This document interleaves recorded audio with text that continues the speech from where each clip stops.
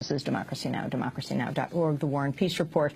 As we turn to the award-winning Indian author Arundhati Roy facing possible arrest in India on sedition charges after recent comments she made about Kashmir. Earlier today, an Indian politician from the right-wing BJP party filed a written complaint against Roy after she publicly advocated for Kashmir independence and challenged India's claim that Kashmir is a, quote, integral part of India. The area of Kashmir has been at the center of a decades-long dispute between India and Pakistan. Arundhati Roy made the comment at a conference organized to call on India to formally admit Kashmir as an internationally recognized dispute. If charged and convicted of sedition, Arundhati Roy could face up to life in prison. On Tuesday, she defended her statements made at the conference. She wrote, quote, "I said what millions of people here say every day. I spoke about justice for the people of Kashmir who live under one of the most brutal military occupations in the world."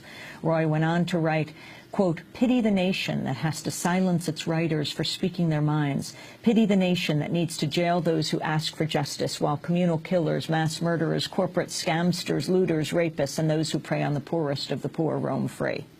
Well, last month I had a chance to interview the author of The God of Small Things, Arundhati Roy, about Kashmir. We spoke in London. She began by describing how Kashmir is the unfinished business of the partition of India in 1947. Since the 1990s, which is when, at the same time that the war in Afghanistan, the jihad, America won its jihad in Afghanistan, and India realigned itself and became what it is now, sort of completely aligned with the U.S. and the whole problem in Kashmir, the militant armed struggle for independence. I mean, there was always a struggle for independence. It's not independence. It's not ever been really a part of India, which is why it's ridiculous for the Indian government to keep saying it's an integral part of India. But that armed struggle claimed the lives of 68,000 people, because India today has 500,000 troops manning that little valley. It's the highest, most militarized zone in the world. India has done everything wrong there. Apart from a military occupation, it has completely rigged elections. It has changed that valley into a little sort of puddle, a little pool of spies and informers and intelligence networks and torture chambers. And today, it's come to a stage where people have just had enough. Now you don't even know who the rulers are, or who the leaders of the uprising are, because it's just people who cannot take it anymore. But the government still is quite busy trying to manage the crisis. There's all sorts of shady things going on, claiming mobs are setting buildings on fire, when it does look very much as though the intelligence agencies are doing that themselves in order to, once again paint this uprising in a different light.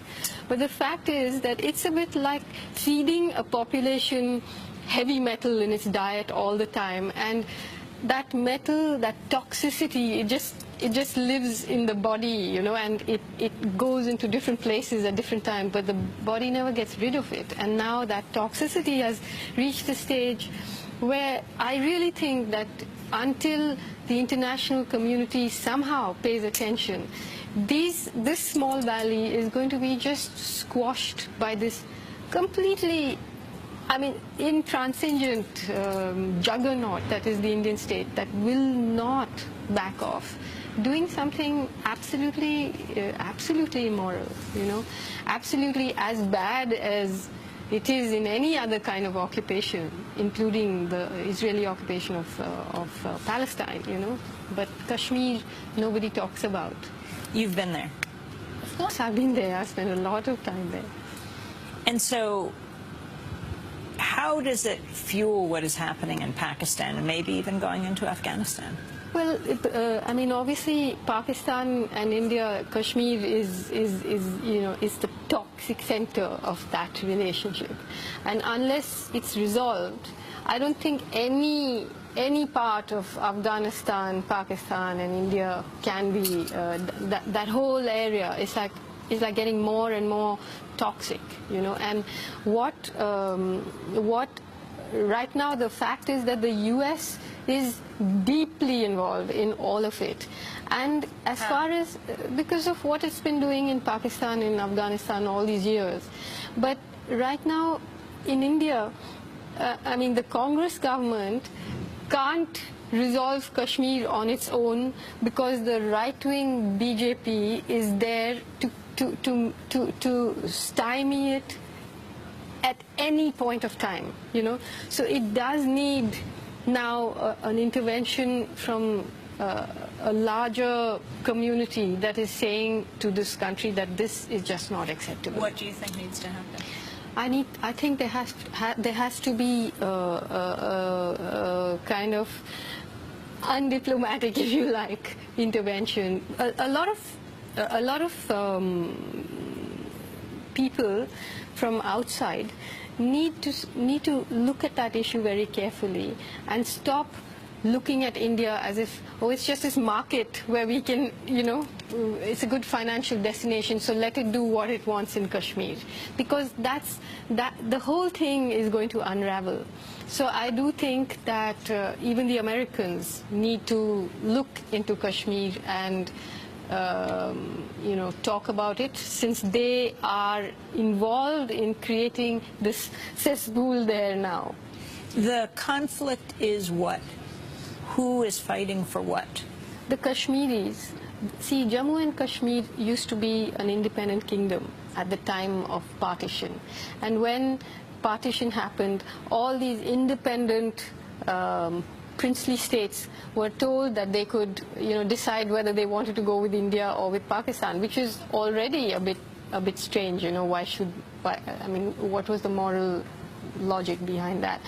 But anyway, in Kashmir there had already been a democratic movement against the king, who was actually a Hindu king ruling Muslim, a majority Muslim state. So the king really didn't have any moral authority at the time.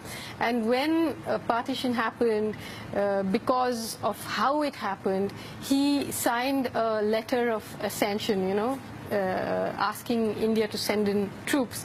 But that was based on the fact that there would be a plebiscite later, and that plebiscite never took place, you know, and the situation just became worse and worse and worse.